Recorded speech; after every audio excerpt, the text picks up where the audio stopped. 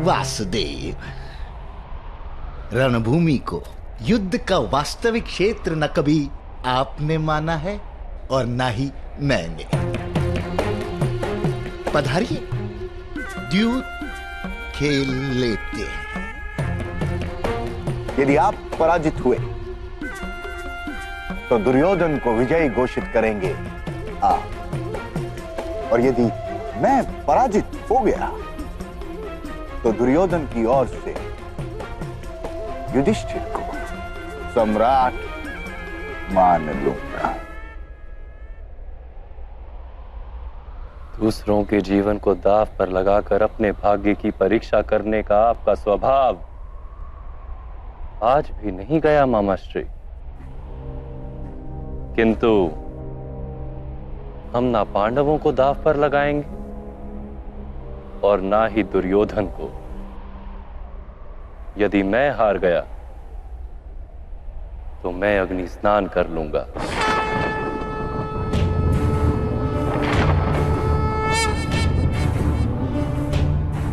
और यदि आप हार गए तो आपको अग्नि स्नान करना होगा। विचार कर लीजिए,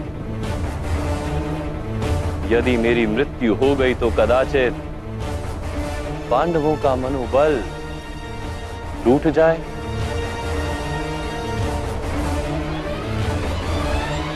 और आपका प्रिय दुर्योधन सम्राट बन जाए।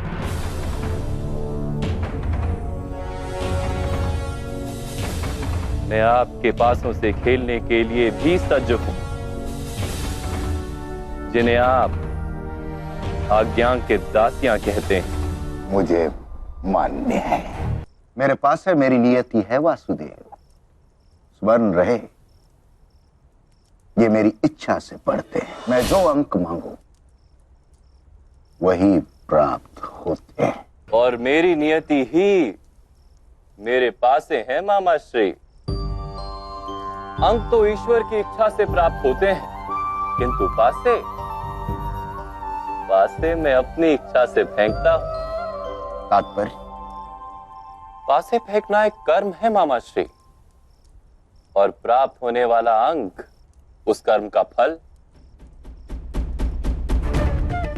आप अपने फल पर नियंत्रण रखने का प्रयत्न करते रहे जीवन भर, और मैं अपने कर्म को अपनी इच्छा के बंधन में रखता हूं। मैं निर्णय करता हूं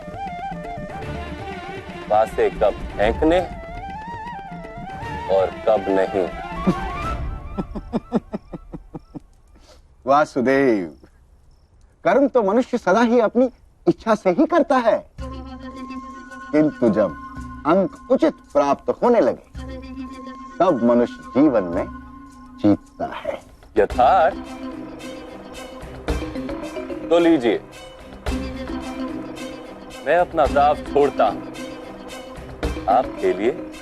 वासुदेव, आपके चारों मेरु अभी यात्रा पर निकले भी नहीं, और मेरा एक मेरु आदि यात्रा पूर्ण कर चुका है।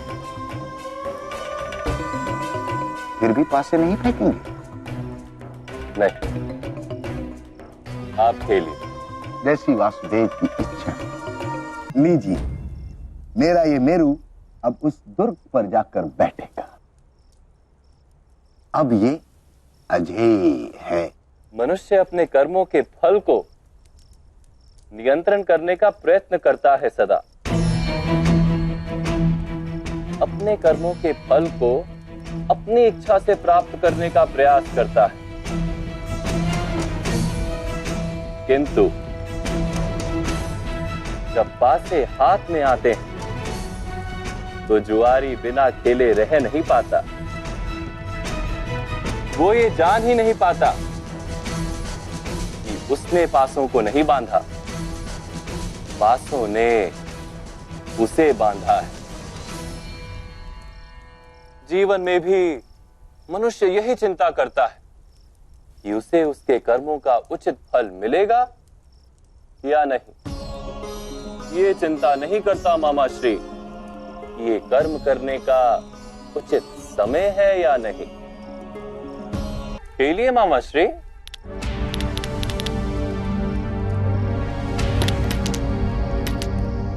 पांव 12।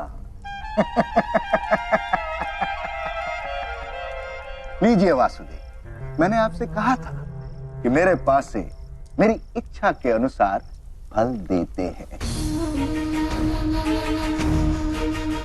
इसलिए आपके कर्म के सिद्धांतों पर मेरा विचार करना आवश्यक नहीं।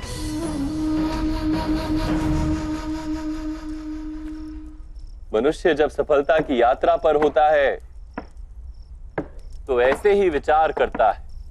इसी कारण से जब उसे निष्फलता का प्रथम समाचार मिलता है तो मंदिर की ओर दौड़ता है,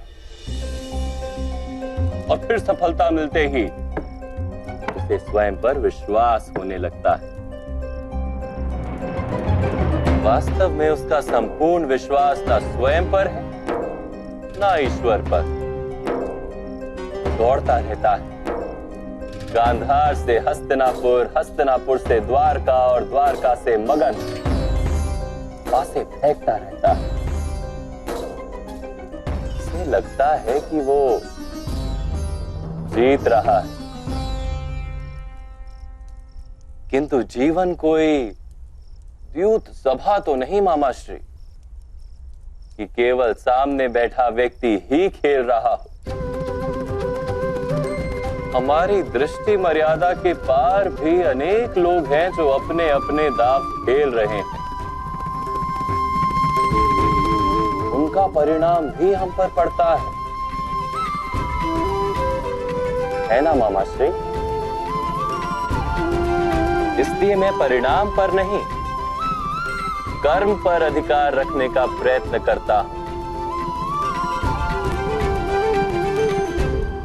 खेलिए मामाश्री, मैं एक और दाव छोड़ता हूं। आपने एक बार भी पासा नहीं फेंका है वासुदेव। कल अग्नि स्नान करना होगा, ये मर्म है। यदि पराजित हो गया तो अग्नि स्नान अवश्य करूंगा, किंतु दाव छोड़ने को मैं पराजय नहीं कहता मामाश्री। खेलिए। खेलने की आपकी रीत मैं समझ नहीं पा रहा हूं वासुदेव। मेरी कौन सी रीत आप आज तक समझ पाए हैं मामाश्री? कैसे तुम मुझे बार बार पराजित कर देते हो कृष्ण? जो केवल जीतने के लिए खेलता है उसे विजय और पराजय दोनों मिलते हैं। मैं तो केवल लीला करता हूं। लीला का अर्थ जानते हैं आप? जहां ना विजय का मोह हो और ना पराजय का भय, केवल जीवन जीने का आनंद और कुछ नहीं। असत्य मत कहो कृष्ण। क्या तुम्हें पांडवों की विजय का मोह नहीं? नहीं, कदापि नहीं। एक पात्र में धान के दाने भरे जा रहे हो तो गृहणियां उस पात्र को झकझोरती हैं। धान के दाने अपना अपना स्थान ग्रहण कर लेते हैं। कौन सा दाना दब जाता है, कौन सा दाना ऊपर आ जाता है, इससे कोई अंतर नहीं पड़ता, क्योंकि अंत में उन सब दानों को भोजन ही बनना है। समय आज संसार को झकझोर रहा है। मनुष्य नाम के दाने अपने अपने स्थान पर चले जाएंगे। अधर्म कुछ मनुष्यों को ऊपर उठाएगा और समय पहले उनका भोजन करेगा। धर्म कुछ मनुष्यों का रक्षण करेगा और उनका भोजन बाद में किया जाएगा। काल के मुख में तो एक दिन सबको जाना है, किंतु महत्वपूर्ण ये कब और कैसे। मुझे किसी का मोह नहीं है। केवल धर्म की विजय का विश्वास।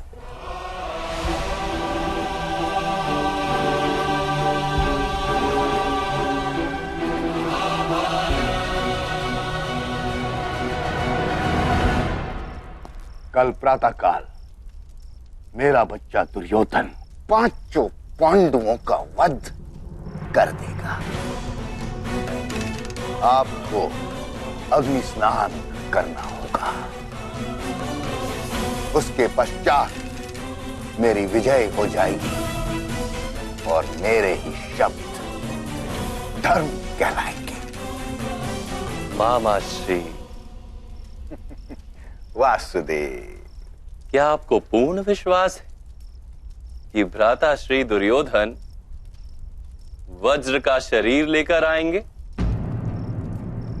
या फिर उनका कोई अंग निर्बल रह जाएगा? बैठिए मामा श्री। युद्ध को मध्य में छोड़कर जाएंगे तो आपको अग्नि स्नान करना होगा।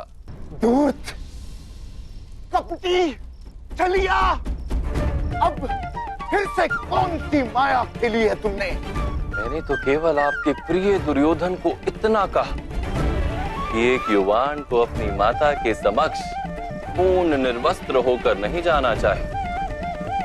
उचित व्यवहार नहीं होता, पाप होता है।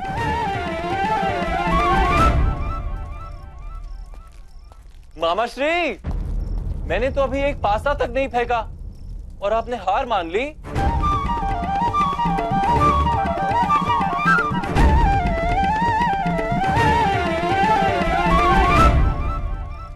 धूर्त, कपटी, वासुदेव,